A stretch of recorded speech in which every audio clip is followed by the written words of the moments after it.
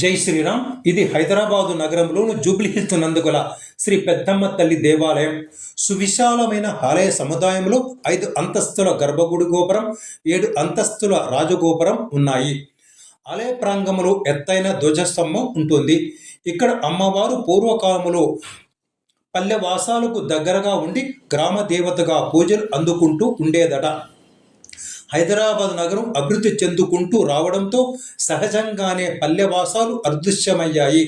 గ్రామదేవతగా ఉన్న అమ్మవారు అగమశాస్త్రం ప్రకారం 1984లో హంపి విరూపాక్ష పీఠాధిపతులచే నూతన విగ్రహ ప్రతిష్ఠ జరిగింది.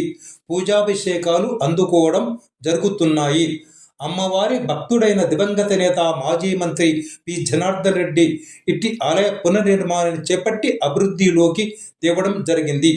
పెద్దమ్మ తల్లి ఆలయం ఎన్నో సంవత్సరాలుగా జూబ్లీహిల్స్ ప్రాంతంలో ఉన్నప్పటికీ 2000 సంవత్సరం కాలం నుండి చాలా ప్రాచుర్యం పెరిగింది. నిత్యము వేలాది మంది భక్తులు అమ్మవారిని దర్శించుకుంటారు. ఆదివారం భక్తుల రద్దీ మరీ ఎక్కువగా ఉంటుంది.